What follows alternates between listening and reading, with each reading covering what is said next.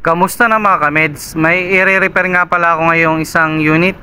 Ang issue nito, mabilis siyang malobat. So ang unit na to, Samsung A10. Ang gagawin ko ngayon na papalitan ko siya ng bagong battery. So kumuha ko ng battery dun sa supplier ko. Quality yung mga battery na na-order ko dun, kaya dun ako kumukuha kahit mga LCD at iba pang parts ng cellphone. So yan, binuksan ko na yung back cover ng cellphone. Sunod ko naman na gagawin dyan na tatanggalin ko yung mga tornilyo na nakakabit dyan sa likod, dyan sa cover ng board. So kailangan na tanggalin natin yan isa-isa. So dahan-dahan lang rin ang pagtanggal nyan para hindi rin siya ma-lost thread o masira. So ang ganitong unit, maraming tornilyo, kaya tiyaga lang sa pagtanggal ng mga tornilyo.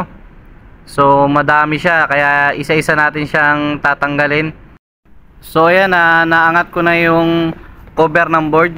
Unang tatanggalin natin dyan yung connector ng battery, tapos yung connector ng LCD tsaka ng charging board. So ayan, inangat ko na yung battery.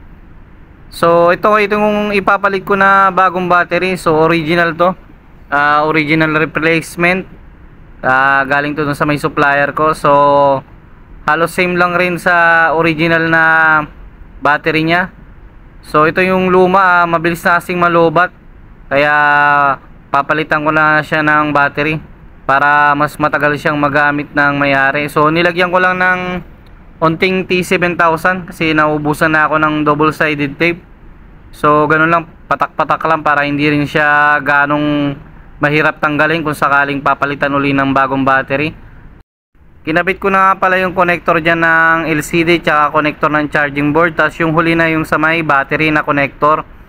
So sunod naman natin na ibabalik yung cover ng board.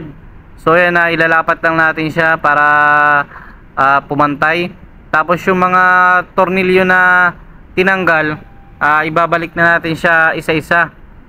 Kung ilan yung tornilyo na tinanggal, ganun din dapat ang ibabalik, hindi siya magkukulang. So dahan-dahan lang rin pala ang pagkabit niya, na wag masyadong mahigpit kasi pag hinigpitan mo, baka ma-lost thread yung mga tornilyo. Tapos siya na ididiin lang natin ng bagya yung bawat gilid para lumapat yung back cover. Tapos ikabit na rin natin yung SIM card tray. So yan, tinesting ko na. So nag-open na yung cellphone. So quality naman yung pinalit ko na battery.